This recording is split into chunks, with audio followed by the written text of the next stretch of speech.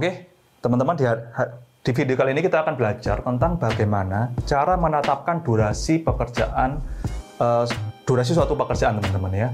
Jadi ini bisa dipakai ketika Anda nanti menjadwalkan dengan metode S-curve atau bar chart ya, menggunakan Excel atau menggunakan MS Project mungkin ketika nanti kita input durasi pekerjaan.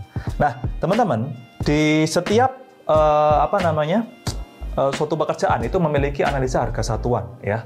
Yang mana di analisa harga satuan itu bisa menjadi acuan kita dalam menetapkan produktivitas kerja suatu tim kerja ya.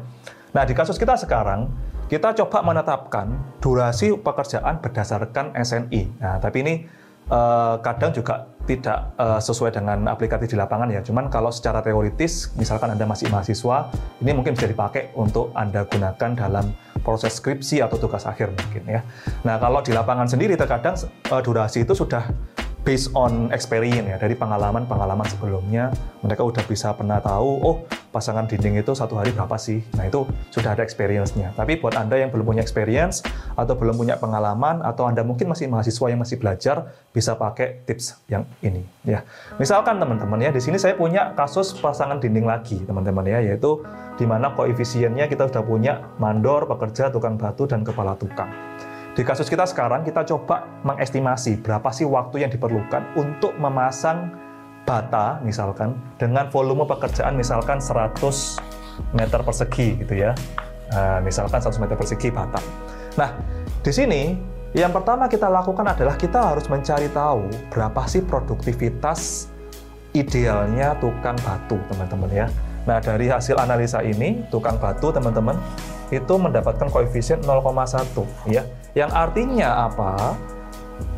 Produktivitas tukang itu dirumuskan dengan produktivitas yaitu 1 dibagi koefisien, teman-teman ya.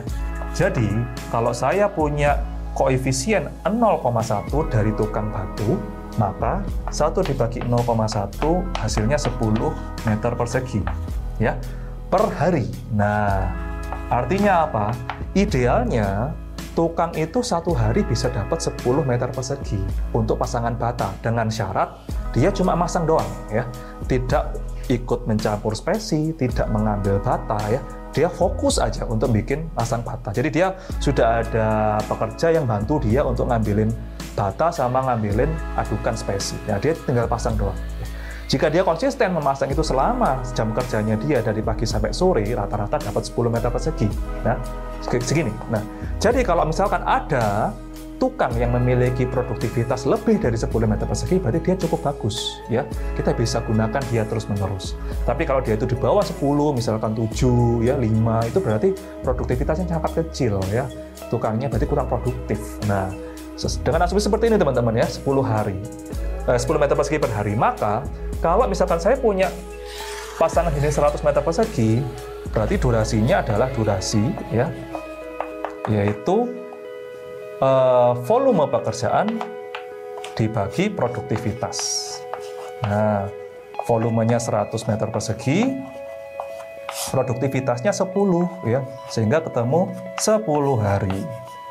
Nah, berarti untuk menyelesaikan 100 meter persegi itu dengan satu tukang, maksudnya ya, itu membutuhkan waktu sekitar 10 hari. Nah, bagaimana kalau saya ingin lebih cepat nih kasusnya ya? Gimana kalau mau lebih cepat? Nah, berarti kalau misalkan satu hari saya pakai satu tukang 10 meter persegi, misal nih ya, saya pakai 2 tukang, berarti satu hari kan bisa 2 kali lipat lebih tinggi ya, misalkan jadi 20 meter persegi per hari. Maka kalau misalkan nanti kita pakai 2 tukang, ya kita bisa produktivitasnya lebih tinggi, 20. Sehingga nanti bisa selesai lebih cepat, sekitar 5 hari. Nah, itu aja bagaimana cara kita menetapkan durasi pada suatu penjadwalan. Angka 5 ini kita bisa pakai ya. Nanti misalkan ketika kita membuat jadwal bar chart menggunakan Excel gitu ya, kita bisa tulis 5 hari untuk pekerjaan ini. Atau misalkan kita nanti menggunakan MS Project untuk penjadwalan. Dan kolom durasinya kita belum tahu ngisinya berapa. Nah, kita ngisinya pakai angka ini ya. Jadi tidak asal dalam menetapkan durasi suatu pekerjaan. Jadi ada analisanya dulu teman-teman ya. Nah, itu aja mungkin secara teoritis yang bisa kita gunakan dari koefisien SNI. Sampai ketemu di video kita yang selanjutnya. Terima kasih.